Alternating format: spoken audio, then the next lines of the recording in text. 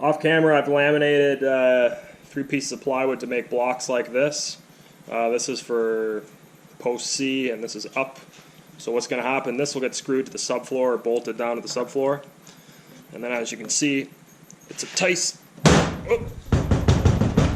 tight fit that only fits one way into the bottom of the newel post. Then the newel post can get screwed and glued to this, stopping it from moving. What I've done here is I marked the floor where my block's going to go. I also drilled 4 holes in the block. I know where the floor joists are because there's 2 stacked up right here where this opening is. I made these holes a little bit larger than the lag bolts, so that way I have some compliance, so I can align this with my marks perfectly. And then I have the outside where my newel post will flip up and go on. So from here, it's just a matter of lining it up, transferring the holes, and drilling it out.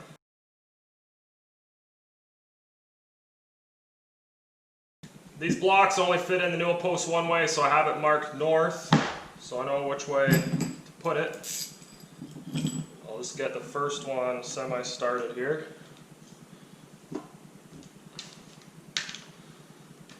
I was going to put glue underneath here, but I think that's total overkill. Once I get the first one tight, you can see the importance of the compliance there.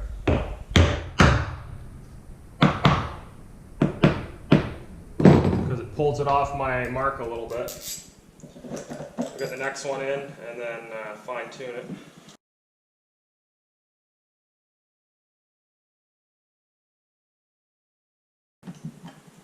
Crank that down just so the washer's buried. There's no way you're moving that. And then I can slide this.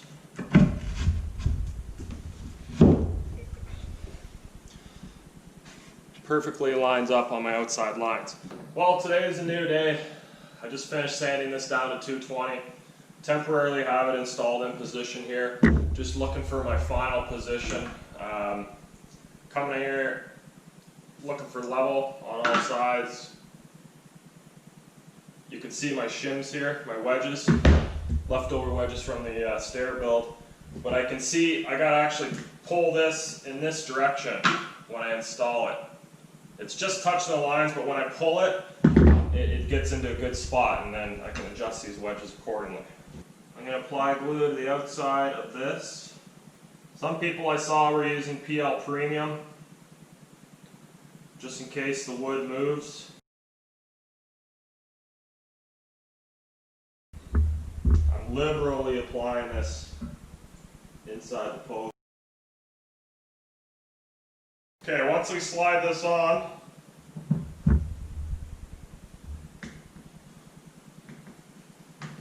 put my shims in place.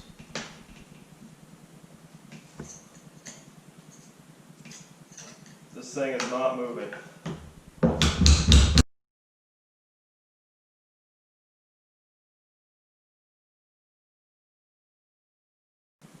Follow up with my countersinking bit, pulling to my position. I've got a big screw here. I'm going to set.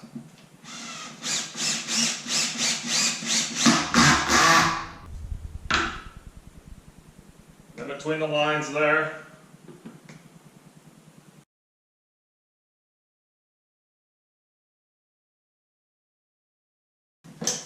snap these up tight. I'll vacuum the sawdust, and off camera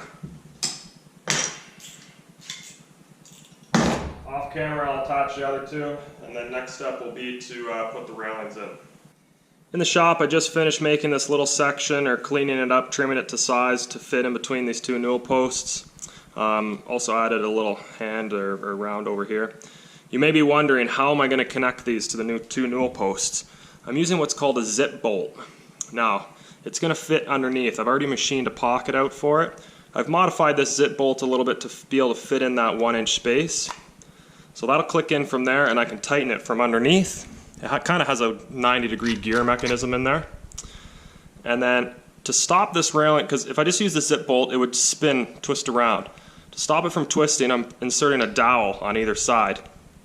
Now, because the two Newel posts are already installed, I have to drill a through hole through the Newel posts and then push the dowel from inside the Newel post back into the railing, and I'll have all that done with glue. So to get started here, I've already marked where the dowel positions holes are and the zip bolt holes are on the Newel posts. I'm just going to drill those out right now.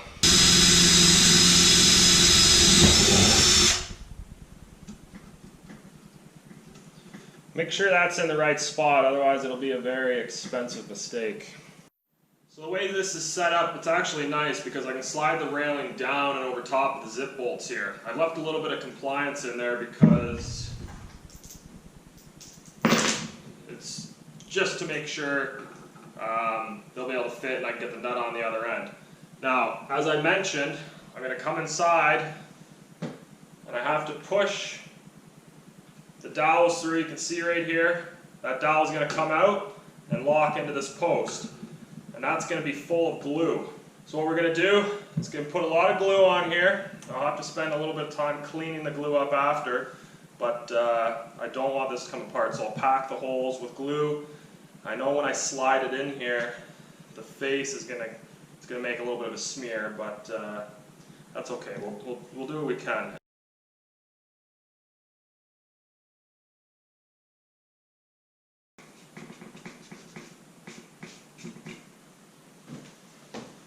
Show you what I'm dealing with here. If you can see down the hole, that's what it looks like. So I have to get those dowels in. Oh yeah, that sunk it. Same with that one. Ah! Ha ha! Okay. As soon as I drove that home, felt pretty good. Tighten the zip bolt now, underneath. You can see all the glue squirt out here now.